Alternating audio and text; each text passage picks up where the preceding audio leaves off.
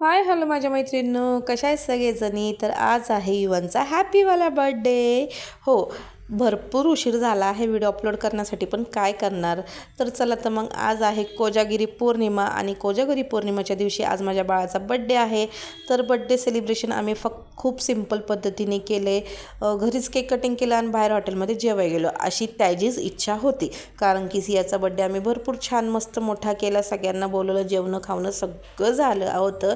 तर आम्ही खूप दमलो त्या बड्डेमध्ये. तर विचार केला हा बड्डे साधा सिम्पल करायचा, आणि ही त्याचीच फरमाईश होती. तर त्याच्या फरमाईशनुसार सगळं सुरू आहे. फक्त त्याची इच्छा होती की बाहेर हॉटेलमध्येच केक कटिंग करायचा, तिथं जेवायचं. पण असं केलं नाही, कारण की त्याच्या पप्पांचं म्हणणं होतं की कुठे ते केक न्यायचा आणि परत घेऊन यायचा, कारण की आम्ही चौघंच होतो. केक उरणार, परत ते रिटर्न घरी घेऊन यायचं, त्यांना ते आवडलं नाही. म्हणून आम्ही विचार केला, चला शेजारचीच 2 मुलं त्याचे फ्रेंड्सच होते, तर त्यांना बोलवलं आणि साध्या सिम्पलमध्ये केक कटिंग केलं. आणि केक कटिंग केल्यावर त्याला जे गिफ्ट्स वगैरे होतं ते इथेच देऊन वगैरे टाकलं. प्लॅन होता तिथे करायचा, पण थोडंसं चेंज झालं प्लॅनमध्ये. आणि मग काय, सगळ्यांनी त्याला गिफ्ट द्यायला सुरुवात केली.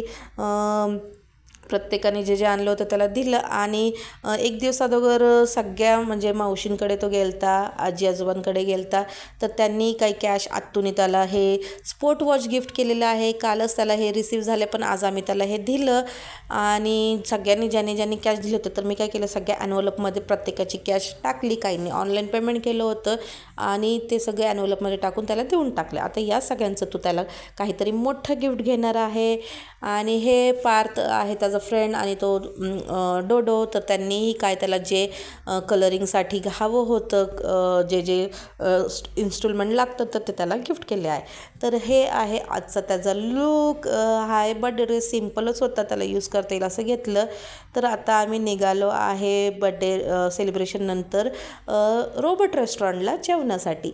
तर आमच्या इथे सुरू झालं आहे गोकुळ रोबोट रेस्टॉरंट. तर हे आहे रोबोट रेस्टॉरंट, जिथे रोबोट येतो तुमचं ऑर्डर घेऊन आणि त्यानंतर वेटर सर्व करतो. आता ही काय आमची पहिली वेळ नव्हती रेस्टॉरंटला व्हिजिट करण्याची, कमीत कमी ही 3री वेळ असेल. पण इथल्या जेवणापेक्षा आम्हाला इथलं फक्त स्टार्टरच खायला आवडतं.